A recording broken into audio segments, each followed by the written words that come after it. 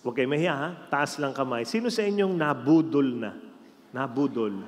Ayan, ayan. No? Yung iba, ganun pa. No? Ako, nabudol ako one time. Alam niyo, sa talino kong ito, taas ng IQ ko. Tiningnan ko yung online shopping. Sabi ko, uy, ang ganda. Bibiling ko ito. Ano yon? Lamesa na pag ginanon mo, tumataas. So sabi ko, kailangan ko to para pag ako nagtrabaho, nakatayo.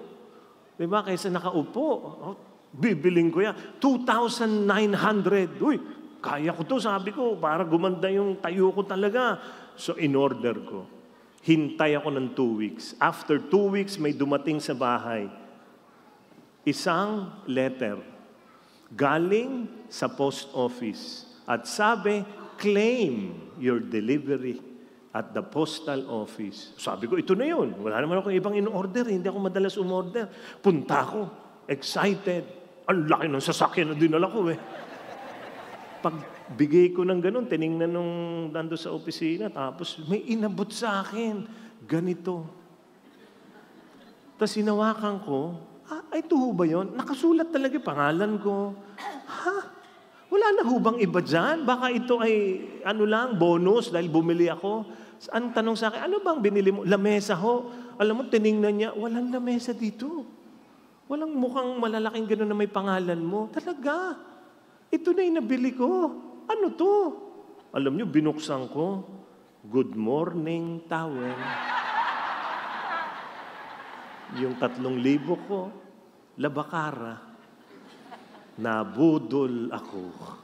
Huwag kayong tumawa kasi ang katabi nyo mas malaki ang nabudol dyan. Ha? Ang kalaban ng Diyos ay napakagaling mangbudol. 4 strategies of the enemy. I want you to open your eyes so that you will see, oh, kalaban pala to.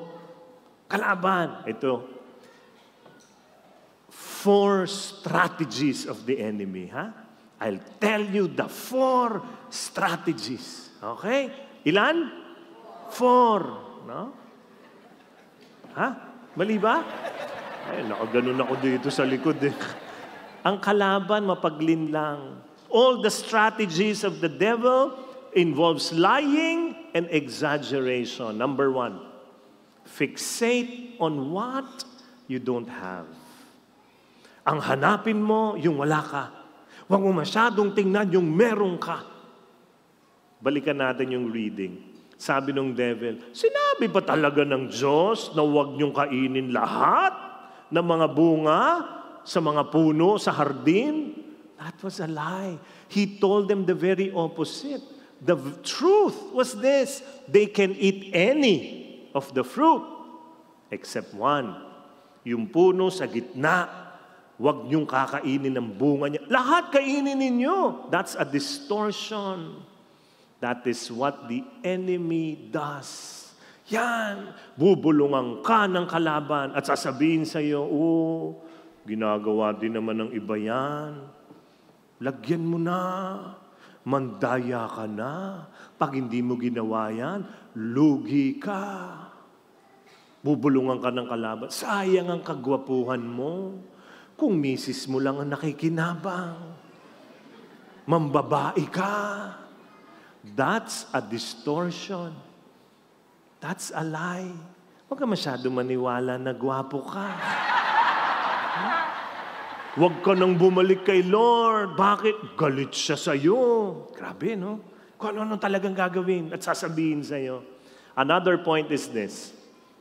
God put that tree of knowing good and evil in the middle of the garden. What does it mean? Maraming nakapaligid pang iba't ibang puno na kailangan mong tanggihan para kunin mo lang siya. Kaya sabi ni Lord, wag yan. Lahat kunin nyo. Imagine, dadaanan mo yung mangga at sasabihin mo sa mangga, ayo kita, hindi ka masarap. Ang sarap ng mangga. Dadaanan mo yung puno ng saging. Tatanggihan mo yung saging. Alam nyo ba na ang saging is the best banana in the world? Tatanggihan mo ba yun? Tatanggihan mo yung grapes, yung chiko, yung atis? Bakit ganon? Bakit ang gusto natin yung hindi pwede? Pari na si Father Kevin. Hindi na pwede. Kaya ako natawa, wala masyadong umupo dito sa harap nung si Father Kevin. Diba, ang gwapo ba? Doon tayo sa harap, ang gwapo ni Father.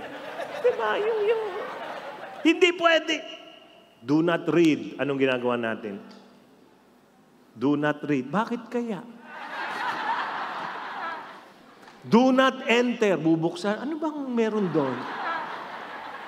Meron pa. Yung usong statement ngayon, sana all.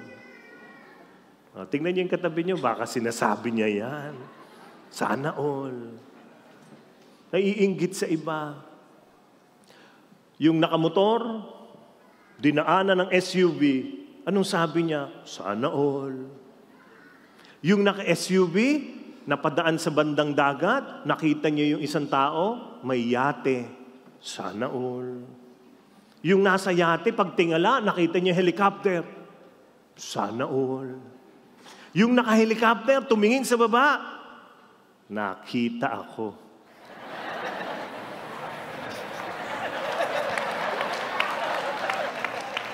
Sabi niya, sana wag. Kasi nakamotor. Yung palaging, yung iba ako. Listen to this. When we fixate on what we don't have instead of what we already have, we feel poor. Even in reality, we're wealthy beyond compare. Sa restaurant, umorder ka, habang inihintay mo yung order mo, dumating yung order ng katabi niyong lamesa. Ano sabi mo? Dapat yun ang in-order natin. Diba? Ganun tayo. Yung cellphone mo at cellphone ng katabi mo, tingnan nyo, makukumpira mo eh. Yung cellphone ng katabi mo, iPhone 14. Ikaw, iPhone 4. Pero ito, mas mayaman ka sa kanya. Kasi wala ka nang binabayaran na telepono. Matagal ng bayad. 10 years ago. Diba? Mayaman ka. Tapikin niyo ulit yung tatlo niyong katabi, dali. Mayaman ka, mayaman ka, mayaman ka.